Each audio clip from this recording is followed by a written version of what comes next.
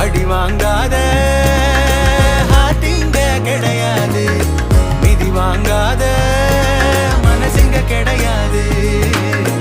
எது கிடைக்கும்னு மைண்டுக்கு தெரியாது, சுமாரா இருக்கும் பசங்க வலிதான் புரியாது.